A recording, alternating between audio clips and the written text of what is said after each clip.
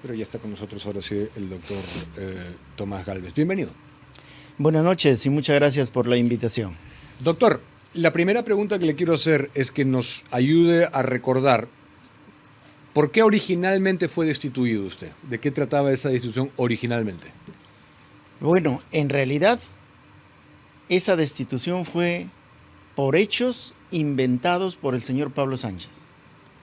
Él es quien le pide a las fiscales del Callao que investigaban en ese momento el caso de los Cuellos Blancos que involucre a jueces y fiscales supremos, porque tenían un plan de retirar de la Corte Suprema y de la Junta de Fiscales Supremos a fiscales supremos que no participaban de los criterios que manejaban el grupo vinculado a las ONGs y sobre todo a la empresa Odebrecht y al señor Martín Vizcarra.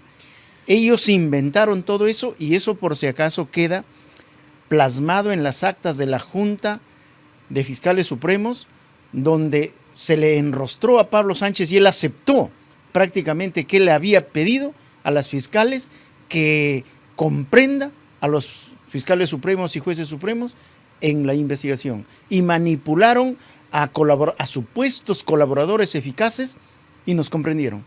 De ese modo, la Junta inmediatamente, a través de un proceso inmediato, sin ninguna razón, sin ningún debido proceso, nos destituyó. Después, esas imputaciones inventadas quedaron totalmente desvirtuadas y se archivaron. Obviamente del caso de los Cuellos Blancos, de Walter Ríos y de todo el grupo del Callao y todos ellos, que sí eran una organización criminal, yo particularmente y muchos de nosotros, de jueces y fiscales supremos, no conocíamos a esas personas. Pero esto tiene que ver, esto es el caso OMPE. No, cuando me dice por qué me destituyeron, pues. Sí. Me estás diciendo por qué me destituyeron. Sí. Fue por el caso de los Cuellos Blancos. ¿Y el caso OMPE? El caso OMPE, ese es ya más ridículo. No, pero para cerrar la idea anterior, ¿usted dice que inventaron colaboradores eficaces? Claro. Esa es una acusación bien seria. Pero si eso está haciendo... ¿Quién lo inventó? Mira, eso es común en este momento. Es común en este momento. La fiscalía, y no lo estoy diciendo ahora, lo he dicho en las mismas diligencias. Los señores tienen una conclusión anticipada. Por ejemplo, así funciona, mira. Hay una denuncia, una sospecha, una hipótesis, y ellos, dependiendo de quién sea, me refiero a los fiscales en este momento, dependiendo de quién sea, sacan la conclusión. Hipótesis, sospecha, y ellos a priori sacan conclusión. ¿Es culpable o no culpable? Dependiendo de quién es. Cuando en realidad lo que tiene que hacer, ante la sospecha, acumular prueba incriminatoria, absolutoria, etcétera, todos los datos, y a partir de eso saca la conclusión. Pero ahora, ¿qué hacen? Sospecha, conclusión, y de ahí buscan cualquier dato manipulado para sustentar su conclusión. Así están trabajando. Y sobre todo, si quieren perjudicar a alguien, ¿qué cosa hacen? A un colaborador que está detenido, le hacen que hable cualquier cosa en contra de la persona a quien quieren perjudicar. Esa es una práctica cotidiana. Mafiosa. Es una práctica cotidiana ahora en la fiscalía. Mafiosa. Mafiosa, definitivamente. ¿Quién inventó colaboradores eficaces en su caso? En mi caso, Pablo Sánchez, con las fiscales del Callao, Rocío Sánchez y Sandra Castro. Ok. Que eran las fiscales que tenían un plan, que obedecían una consigna de las ONGs, especialmente de un grupo de la prensa y especialmente de Odebrecht y de Vizcarra. Ok, pero no entiendo por qué, sé que se lo han preguntado también, pero no me queda claro por qué Delia Espinosa está... Usted no ha asumido todavía, ¿no? No he asumido, claro. O sea, ¿por qué pedir a priori la suspensión? Claro, ese es otro tema, ¿no es cierto? Y de ahí pasamos a otro punto. Que esa es una denuncia que tengo en el Congreso, ante la Subcomisión de Acusaciones Constitucionales. Es la de Patricia Benavides. Ya, la de Patricia Benavides. ¿Por qué me denuncia? Porque en algún momento el señor Luna Gálvez estaba tratando de inscribir un partido y influyó enormemente en el Consejo Nacional de la Magistratura para designar al jefe de la OMPE. Y mi esposa trabajaba en la OMPE desde la época del señor Cucho. Cuando llega el jefe de la OMPE, el señor Adolfo Castillo, es mi esposa quien lo recibe y le instruye qué es lo que tenía que hacer. Lo primero que hacen es la transferencia de cargo y en una de esas ocasiones este señor Adolfo Castillo visita mi domicilio porque tenía que recabar una información de mi esposa que en ese día no pudo ir a la OMPE. Entonces, en ese momento, unas personas, digamos el grupo de Podemos y otros grupos de otros partidos, tomaron la OMPE. El jefe, que era Castillo, lo dejaron a un lado. Hicieron un gobierno paralelo. Ante eso, mi esposa denuncia todos esos hechos, porque mi esposa estaba como gerente legal. Denuncia todos esos hechos. Me pregunta, ¿qué podemos hacer? No se podía hacer nada. ¿Lo denuncia por qué vía? Lo denuncia en la Fiscalía, lo denuncia, lo denuncia en la Contraloría, lo denuncia en el Congreso, lo denuncia en la Presidencia, lo denuncia en la Defensoría del Pueblo, porque era una aberración lo que estaba pasando. Inclusive al jefe de la OMPE en una ocasión no lo dejaron entrar al local de la OMPE. ¿Por qué? Porque no querían que firme un documento designando a un gerente, porque ellos todavía tenían que determinar quién era el gerente y no era esa persona que estaba designando el jefe. Entonces, como digo, era una total vergüenza cómo se había tomado a la OMPE. Y mi esposa denunció a todos los lugares y yo denuncié a estas personas, a estos gerentes. Había un señor Obregón, que es el que comandaba todo, que lamentablemente, y bueno, que en paz descanse, murió en el COVID. Él era el que manejaba todo. Él era el jefe de la OMPE. Digamos subrepticiamente, porque el jefe era Adolfo Castillo. Entonces, yo lo denuncio. ¿Qué año fue esto? Eso fue en el 2018, pero todo el proceso ese empezó desde el 2017. Entonces, ¿qué sucede? Cuando denunciamos, no pasaba nada y denunciamos ante la prensa. Cuarto Poder, como 3 programas, Careta, rebotó en todos. Y ahí desarman todo el andamiaje que habían montado en la OMPE justamente para favorecer a determinados partidos, especialmente al que he hecho referencia. Y luego detienen al jefe de la OMPE. Y ahí... O sea, bien serio esto. Y ahí, era para una organización para favorecer a Podemos.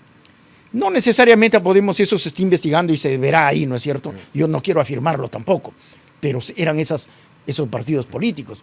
Entonces, ¿qué sucede? Cuando lo detienen a él dice que yo lo apoyé para su nombramiento.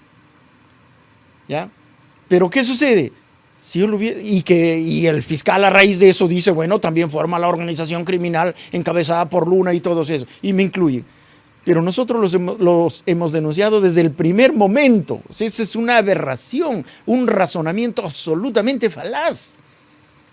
Obviamente ya lo hemos expuesto en el Congreso, en la Subcomisión de Acusaciones Constitucionales, y naturalmente que tiene que archivarse. ¿Por qué? Porque es un paralogismo lo que sostiene el fiscal.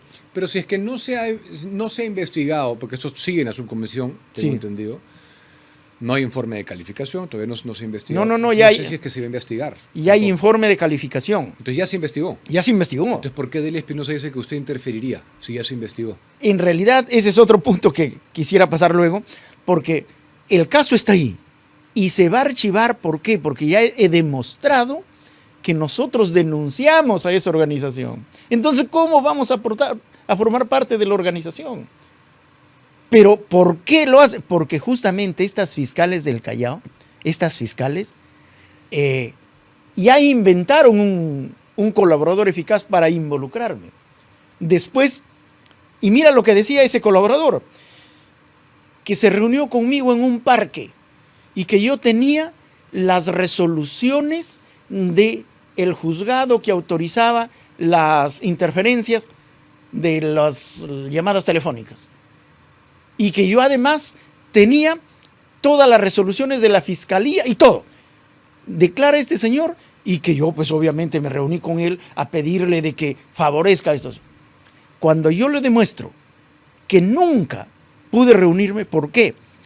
Yo era fiscal supremo en ese momento. Desde el momento en que salí, estaba registrada mi salida con cámaras.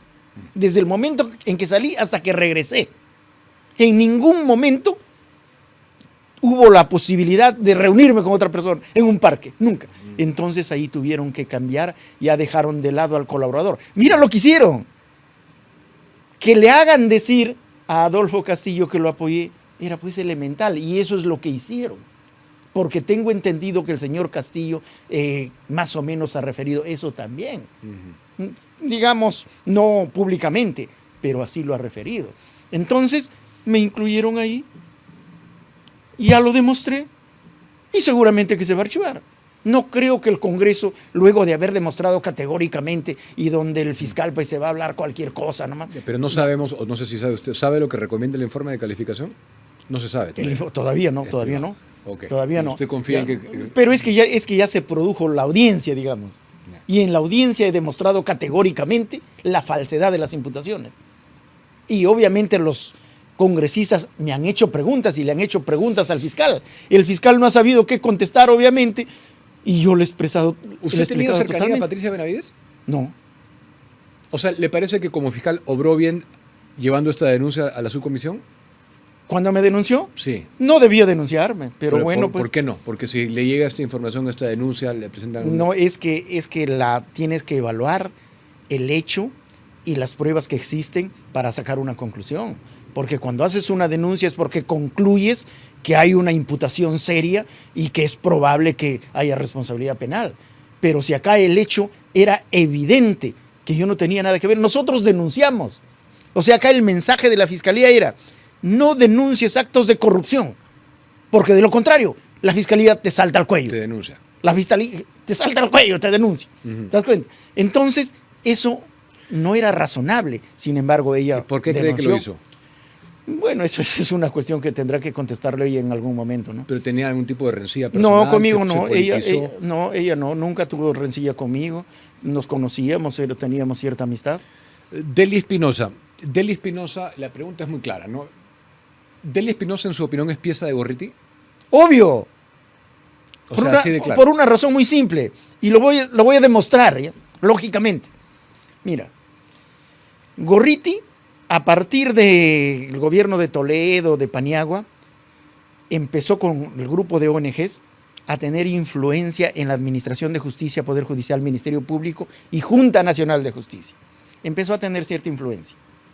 Pero llegó un momento en que tuvo bastante influencia. Muy bien. Pero después, y con esa influencia, podía hacer que se nombren jueces y algunos jueces y fiscales. Pero después perdió toda esa influencia porque entró un Consejo Nacional de la Magistratura que actuó, digamos, de una manera desastrosa, que está denunciado por un montón de actos de corrupción, que yo mismo los he denunciado por actos de corrupción, ¿ya?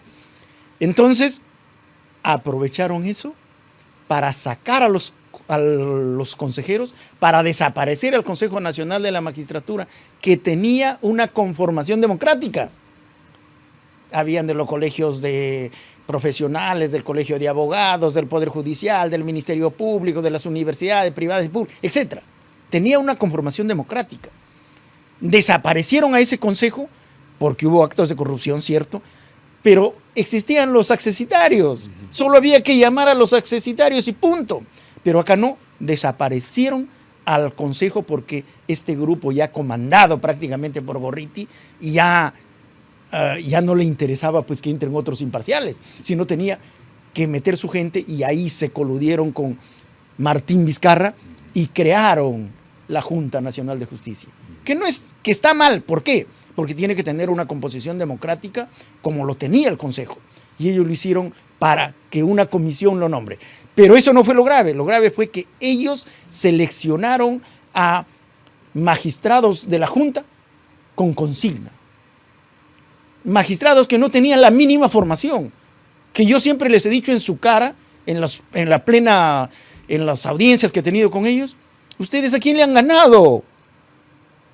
Uno de ellos, por ejemplo, el que me acusó, entró al Ministerio Público y solo a la justa llegó a ser fiscal adjunto provisional, y después lo sacaron. Y ese era el miembro de la Junta. Y entonces yo todavía les dije, mire señores, ustedes están sacando a uno de los mejores fiscales. Y no es porque sea pedante, sino porque esa es la verdad. Y les dije todo lo que yo había hecho por el Ministerio Público. Yo había escrito hasta 10 libros resolviendo problemas del Ministerio Público. La mayoría de los jueces y los fiscales eran mis alumnos.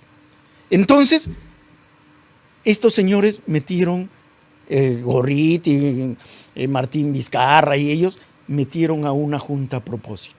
Con esa junta, y ahí viene el detalle, con esa junta sacaron a todos los jueces y fiscales supremos que no les eran afines. A todos, ¿ah? Muy bien. Y luego nombraron nuevos jueces y fiscales supremos. Después de hacer ese trabajo, de desactivar el Consejo Nacional de la Magistratura, de formar una junta, de nombrar con su consigna a sus integrantes, van a nombrar, después de ese esfuerzo, después de ese trabajo, van a nombrar magistrados imparciales, jueces imparciales. No, pues, nombraba a su gente bajo consigna. Y yo te aseguro que lo tienen del cuello. ¿Por qué? Porque les han hecho ver en el proceso que su nombramiento se lo deben a ellos.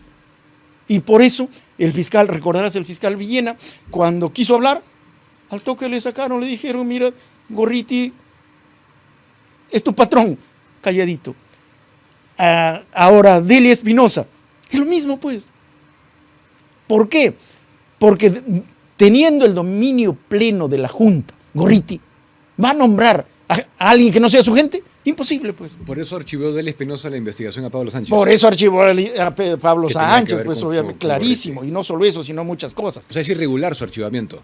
Y desde luego que totalmente irregular. Acá lo Totalmente irregular. Entonces, mira, ahora, por ejemplo, yo estaba en otros proyectos, en realidad ya había puesto mi estudio, estaba en un proyecto político inclusive, ya yo casi me había olvidado de la fiscalía, porque habían pasado ya más de 4 años que yo ejercité la acción de amparo.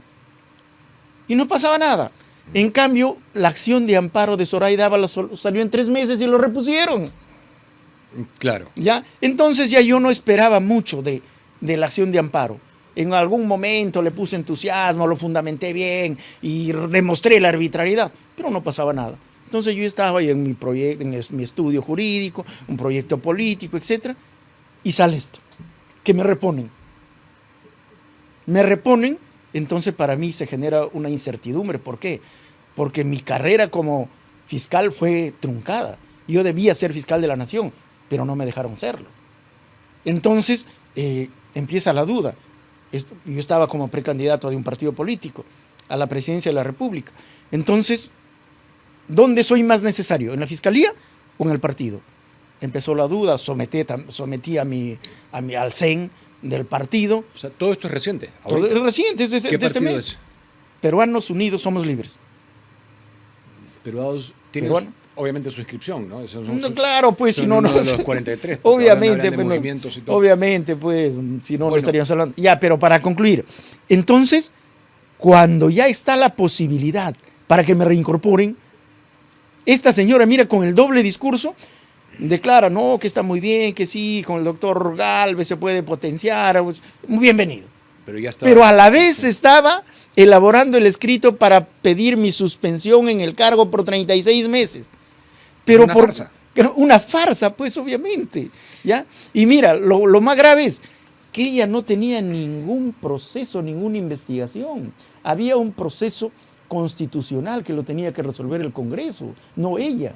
No había ninguna investigación y así sorprende al juez Checkley. Y el juez Checkley nos cita para una audiencia para el 29 de este mes, el próximo martes, miércoles.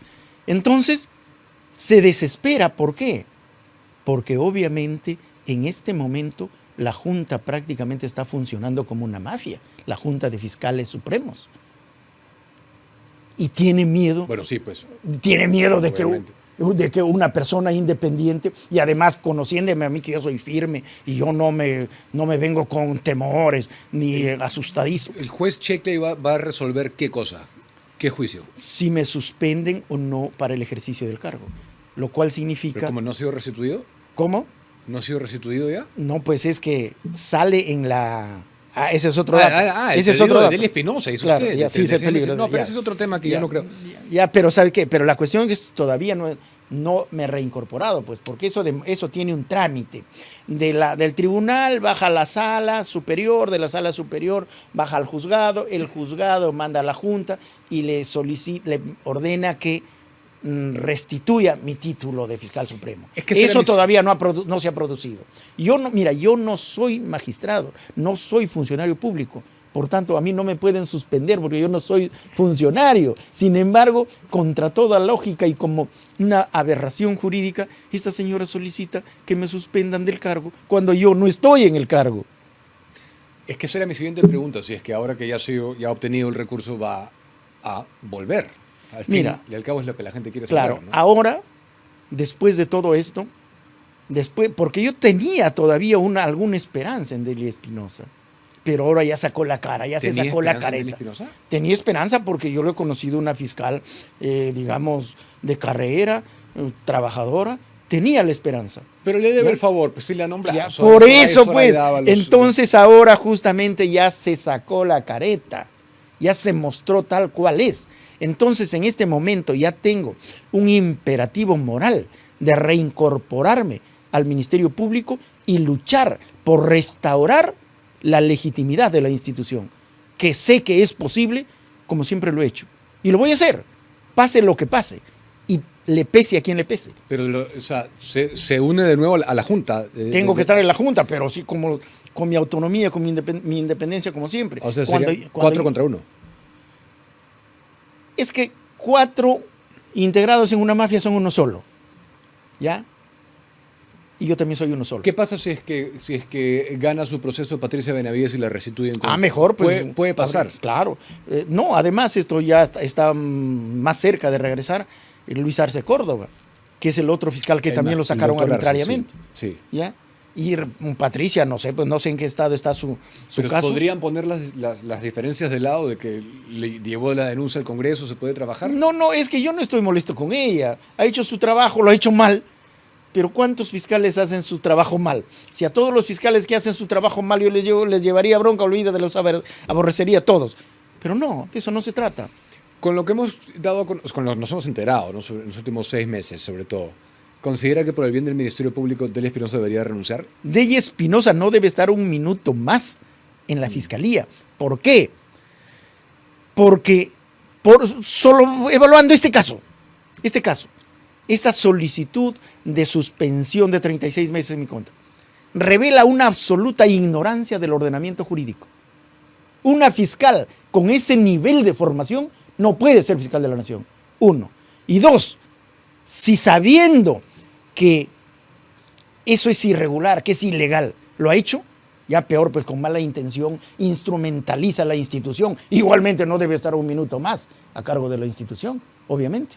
Yo voy a insistir en una cosa que cuando nos enteramos y lo reportamos acá, fue un escándalo, pero como hay un escándalo nuevo cada día, se olvida la gente. Pero el hecho de que en una diligencia de exhibición voluntaria a cargo de Rodrigo Rurush, Gorriti haya llamado al fiscal de la Nación, olvídese de si le pidió o no le pidió, solamente el hecho de esa llamada, ¿no le parece a usted un escándalo?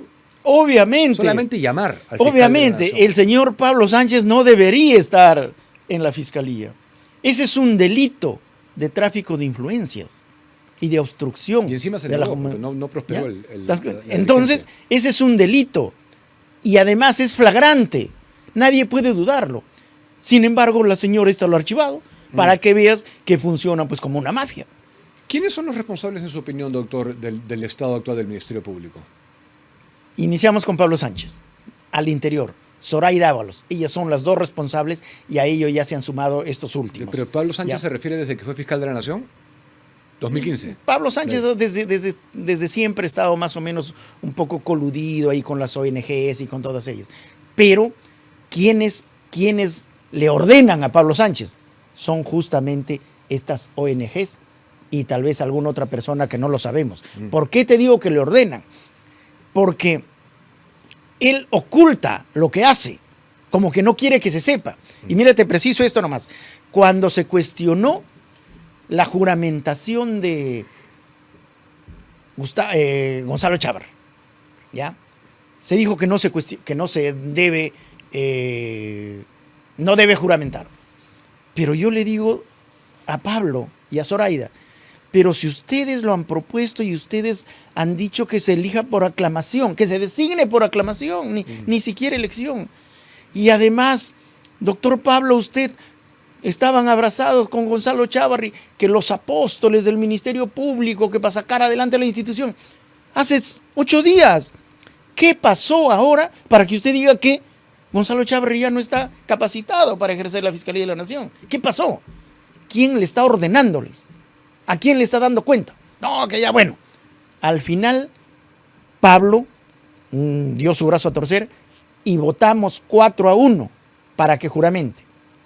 Dentro de los 4 estaba Pablo, que fue el principal. La que sí se mantuvo fue Zoraida, que no juramente.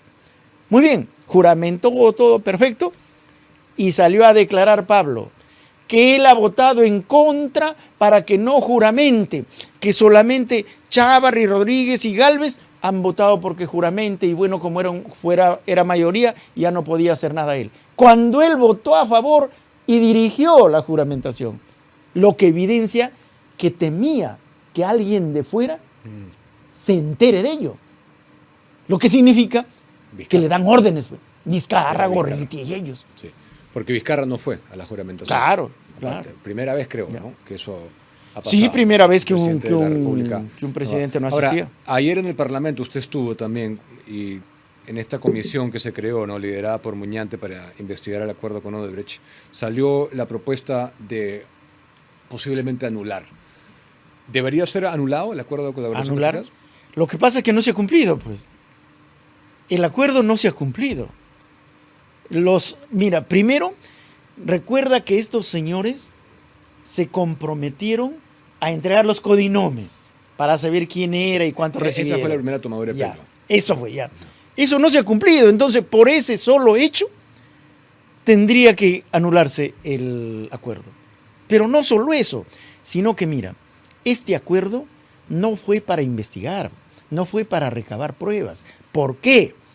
Porque un acuerdo de colaboración eficaz se cierra y se concede el beneficio cuando el imputado, en este caso, digamos, los funcionarios de Odebrecht, aportan la prueba útil, veraz y oportuna que esclarezca el hecho, que determine quiénes son los responsables y dónde está el dinero. Eso tiene que aportar, esa prueba tiene que aportar. De lo contrario, no se cierra. En un plazo aparte, ¿no? Ya, bueno, plazo no está determinado, lamentablemente. Entonces, ¿qué sucede? Tenían que entregar la prueba. Ellos no entregaron una sola prueba relevante.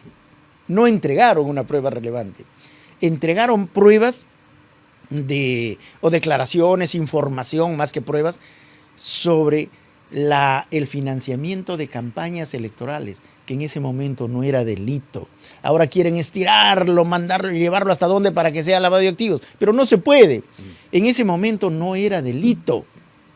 ¿Ya? Entonces, ¿sobre qué están colaborando? Sobre un hecho que no es delito. Pero Ollanta Humala, ¿por qué lo han sentenciado? Ya, es por otra prueba, no por lo que ellos hayan dado, por la información que hayan dado. De Ollanta Humala ya había pruebas suficientes. De Toledo había pruebas de sobra. De Maiman, de todos ellos que han dado toda la información, que han entregado una parte de la plata. Y además, Toledo compró las casas, compró las oficinas. ¿De dónde? Eso era evidente. Y entonces con la versión de Maiman y con todo ello era lógico que había prueba de sobra para condenarlo. Se podía condenar a Ollanta, a Vizcarra seguramente, y también a Alejandro Toledo, sin la colaboración, porque de ahí no ha salido nada. Es más, en los juicios orales ya no han declarado. ¿Te das cuenta? Entonces ellos no han aportado nada. Y desde el comienzo se sabía que no iban a aportar nada. Pero lo grave es que para otorgar el beneficio, para cerrar el acuerdo, tenían que aportar la información. Ellos no aportaron ninguna información, ninguna prueba, solo se comprometieron a aportarla en el futuro, lo cual no cumplieron. Pero entonces ahora decimos, entonces, ¿por qué cerraron el acuerdo? ¿Por qué? Porque recuerda que Odebrecht tenía todavía bastantes activos en el Perú. Chaglia, uno de ellos era el más importante, no hay muchos más, pero en ese momento era Chaglia, que más o menos se estaba vendiendo a 5.000 millones de soles, 1.500 millones de dólares, más o menos. Es increíble. Ya. Entonces, se estaba vendiendo eso, pero había una disposición que no se podía entregar los activos a la empresa a Odebrecht mientras exista una investigación o un proceso en trámite. Entonces, muy bien, se vendió Chaglia. Estaba la plata ahí. Para entregarle esa plata a Odebrecht, José Domingo y Vela cerraron el acuerdo sin que Odebrecht, sin que los funcionarios entreguen prueba relevante alguna. Cerraron el acuerdo para archivar la investigación. Porque obviamente, mientras estaba pendiente, no le podían entregar la plata. De Chaglia, dice. Claro, la Chaglia. Investigación de Chaglia. Chaglia. No. Ellos tenían investigaciones por varias cosas. No, sí, claro. Ya, sobre todo la cuestión esta de metro, de todas los Línea 2, Línea 2, Irsa, todos esos. gasolina. Esa era la investigación. Pero estaba vendiéndose Chaglia, pues. ¿Ya? Entonces, cierran el acuerdo para archivar la investigación que tenía Odebrecht, de tal forma que ya no hay el impedimento que decía, mientras tengas investigación no te devuelvo. ¿Y le entregaron los 5.000 millones. ¿Cuánto eso tiene que haber costado algo? Ya, ¿no? pero para concluir esto, mira, pero eso no se gastaron los 5.000, porque le entregaron la plata para que pague a sus acreedores. Una vez que pagó Odebrecht, quedó 524 millones. Y entonces Odebrecht le pide al juez que disponga la entrega. La jueza le dice no, improcedente, a pesar de que Vela se rasgó las vestiduras diciendo que es lícito y que le entreguen. La jueza le dijo no. Entonces, ¿qué hizo Odebrecht? Le pidió la entrega al Ministerio de Justicia, que administraba el fideicomiso que estaba a cargo del dinero, de los activos de Odebrecht. ¿Y qué hace el ministro de Justicia? Le pide informe a José Domingo y a Vela, informe si tiene o no tiene investigaciones pendientes. Tenían un montón de investigaciones y ellos, ¿qué contestaron? No tiene ninguna pendiente, así es que entréguenle el dinero. Y le entregaron el dinero cometiendo delito de falsedad ideológica. Eso es cuando estaba porque Marisol adulteró Pérez la Tello. verdad. ¿Ah? ¿Marisol Pérez Tello estaba ahí? ¿Quién estaba de ministro en ese momento? En ese momento ya no estaba Marisol Pérez Tello, pero Marisol Pérez Tello Fue la le levantó todos los embargos. El dinero, los activos estaban embargados, todos, ¿ya? Y Marisol Pérez Tello cambia al procurador, Catherine Amparo. cambia a ellos, y pone a Ramírez. Y Ramírez lo primero que hizo es pedir el levantamiento del embargo de los bienes de Odebrecht para que le entreguen. Esos son delitos flagrantes. Increíble. En algún momento se tendrá que investigar. Y ciertamente el acuerdo de colaboración eficaz fue totalmente lesivo para el país. Mira, lo primero que tenían que hacerle, quitarle los peajes. ¿Cómo así? Los peajes, el peaje es un derecho de concesión, ¿no es cierto? Concesión de uso del peaje, ya. Muy bien. Pero ese es un derecho. Ese derecho se ha obtenido a través de la colusión y del soborno. En consecuencia es producto del delito. Y por tanto, tenían que incautarle pues y decomisarle. No hicieron nada de eso. De repente sí lo logramos, ¿ah? Ahorita estamos... No, pues estoy hablando en el acuerdo. Sí, estoy hablando en el acuerdo. Por supuesto. Ahora hay que ver. Mira, yo inclusive he puesto una demanda de extinción de dominio sobre los peajes, que no me han contestado nada. Porque ¿qué cosa dicen? No, eso es competencia de la Fiscalía Anticorrupción y a mí ya no me han notificado nada. Pero yo he solicitado con argumentos suficientes que se declare la extinción de dominio de los peajes y pase a la municipalidad, pero no lo quieren hacer, los fiscales ciertamente. Mira, eso para investigar está recontra interesante y hay responsables, especialmente Pablo Sánchez, José Domingo y Rafael Vela, que yo creo que en algún momento les tiene que caer el peso de la ley, porque estos señores han encubierto a esta empresa y sus funcionarios y sobre todo han traicionado al país y al Ministerio Público. Gracias, doctor. Le agradezco su presencia aquí y sus explicaciones bastante esclarecedoras, por cierto. No, muchas gracias a ustedes. Muchas gracias. Para terminar de manera breve, entonces, ha tomado la decisión de restituirse. Se va a unir nuevamente al Ministerio Público. Sí, ¿por qué? Porque hay que luchar por la administración de justicia. Y yo soy una persona que me he formado para ello. He sido profesor más de 35 años, casi en todas las universidades del Perú y algunas del ¿Cuándo sería extranjero. eso? No sé, porque eso es un procedimiento que está en trámite. En cuanto me notifiquen, me incorporaré. Ok, bien, estaremos pendientes. Muchísimas gracias y buenas noches. Buenas noches. El doctor Tomás Gálvez ha estado con nosotros, 8:34.